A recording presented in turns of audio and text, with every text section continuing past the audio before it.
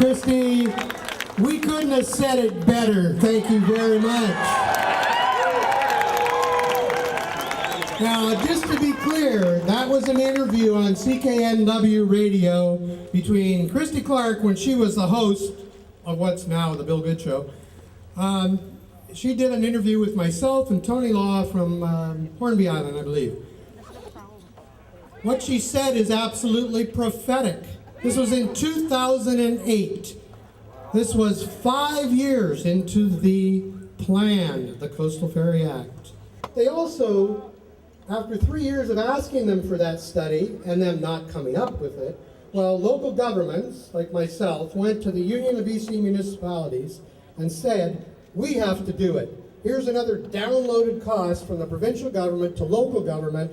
So we went out and hired 2 consultants, really high-paid, classy consultants, to go out and find out what is going on with the economic impact. Well, listen to what they said. I'll give you just a couple lines of their preliminary work, which ended just last week. The preliminary work undertaken by the special committee, that's the group of us, shows that the data isn't available to fully understand the economic impact of BC Ferries reductions and fare increases.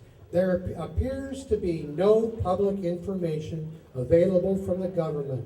We would have hoped and expected that the government would have done a business case study before making these announcements. These are business people, folks.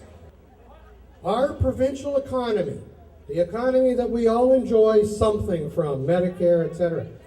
Our provincial economy cannot stand the risk of losing that 38% contribution that our coastal communities put into the provincial coffers every year. That's 38%. It's over a third of the money that this province takes in. Our province cannot stand to lose the property taxation, the sales tax, nor the income taxes from our dying communities, especially after they cancel all our jobs. So that is money that pays for everything. It pays for health care, for education, and it pays for highways. We're all paying for all these highways, but we're not getting paid for ferries. Our provincial economy cannot lose the billions, and that's with a B, billions of tourism dollars that you are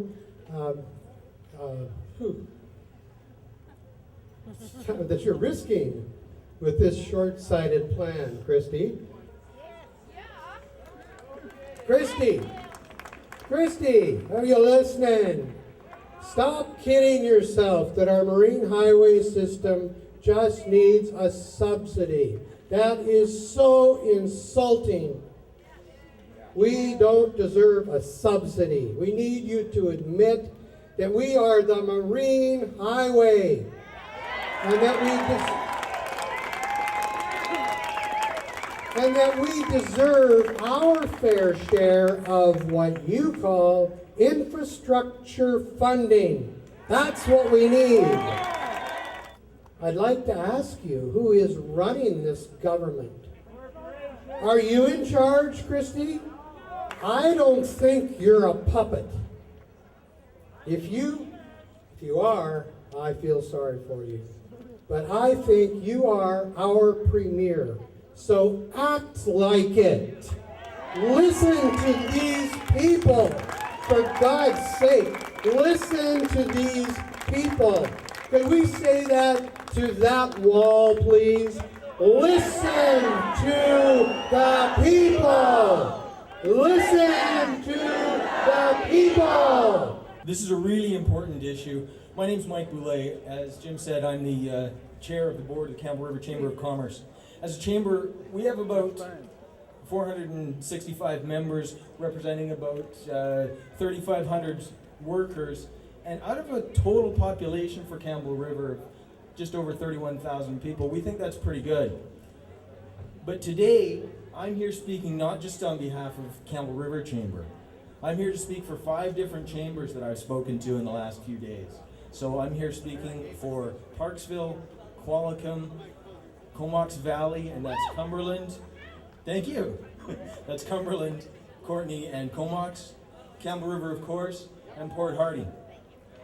Now, when I was talking to these people, one of the things that Port Hardy mentioned to me, they said, you know, we've got people up here relying on the tourist industry, relying on the ferries, people running hospitality businesses that are going to lose 80% of their clientele because of these cuts.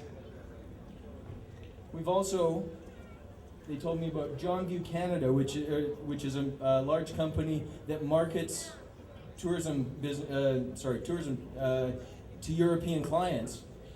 They market tours on the North Island and on the BC Northern Coast and on the Circle route. They have stopped completely. Right now, they are in Europe at trade shows. They've stopped completely marketing those tours because between the cuts and the fare increases, they're too costly and they can't rely on those tours actually being available. Recently, the BC Chamber of Commerce sent a letter to Minister Todd Stone. That letter makes a number of recommendations, and there are just a couple here that I actually want to mention to you. What's necessary here is the impact studies that were talked about. You've heard lots of people here today talking about impact studies. BC Chamber of Commerce recommends impact studies on every single route, every community that's impacted by these. Yes, exactly. As well as a rate study. You know, you've heard a number of speakers here today talk about the high rates impacting ridership. Who markets a product without figuring out whether the price that they're placing on it is going to make it prohibitive for people to buy it? It's nuts. Business people don't do that. So there needs to be a price impact study, and there needs to be a price study and an economic impact study on all of these communities. And then come back and talk to us. The response from everyone about the consultation process that's happened so far has been abysmal. But the consultation process hasn't failed. Without this background information, the consultation process, folks, hasn't happened yet. So we're asking BC Ferries and the BC government to do the studies and come back and talk to us to find a reasonable solution. Thank you very much. We've got Walcan Seafoods. Cam Peary is going to come here and represent the biggest business on our island and one of the biggest seafood processors on this coast, who's getting screwed annually by BC Ferries and this government. Cam Peary, please come on out here. We are the largest employer on Quadra Island. The location of our business is critical to our success, as it is strategically located for access to the largest commercial sockeye fishery in the province, and places us right in the middle of all the aquaculture seafood companies for whom we process throughout the year. There is no better place for us to be situated. The ferry system is our lifeline. Our employees take the ferry to work. All our supplies are ferried to the island. Our finished products leave the island by ferry. We spend approximately $1.3 million in the revenue on BC Ferries annually.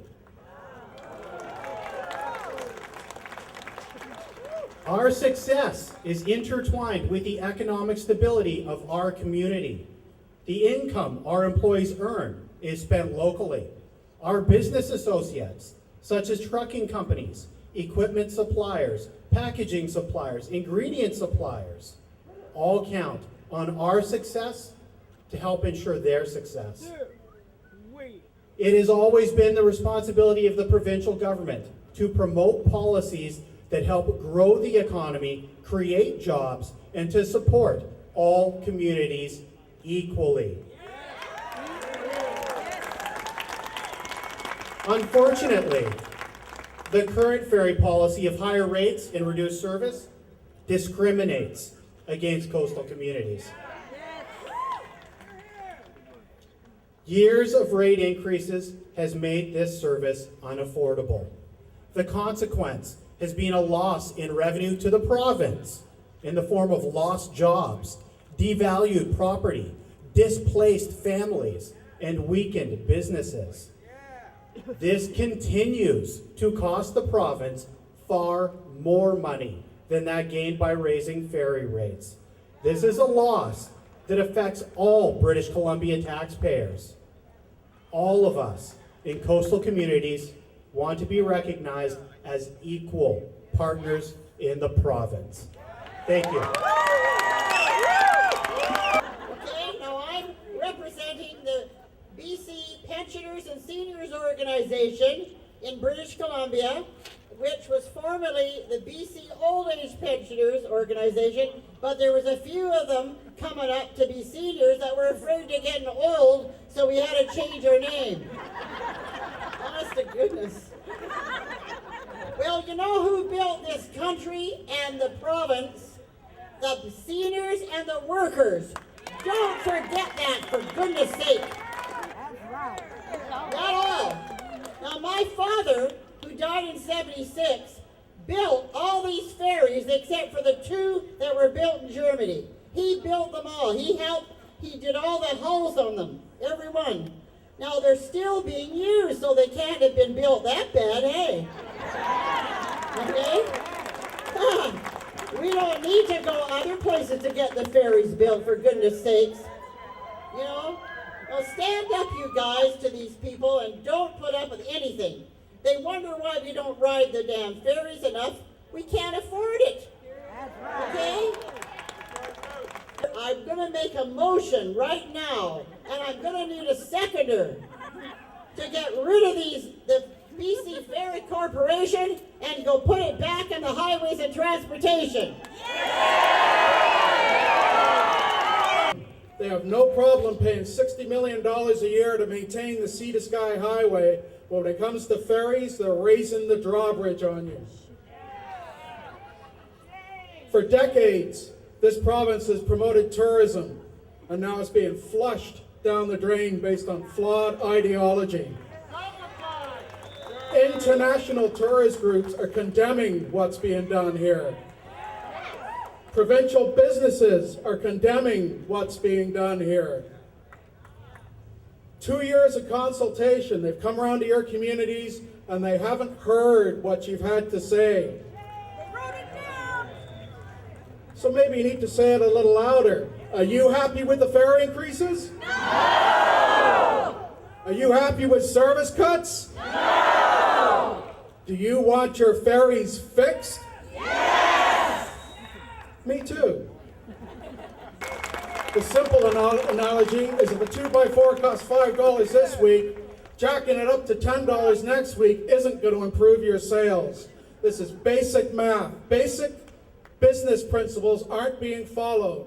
There are no assessments being done, no impact studies. Why not? They don't want to hear what a third party has to say about the spin-off economic benefits of BC Ferries and the tax base that we support each and every day. We just want to make the world dance. Forget about the price tag. It's not about the money, money, money. We don't need your money, money, money. We just want to make the world dance. Forget about the price tag. It's not about the cha-ching, cha-ching. Ain't about the bling, bling. Want to make the world dance. Forget about the price tag. Forget about the price tag.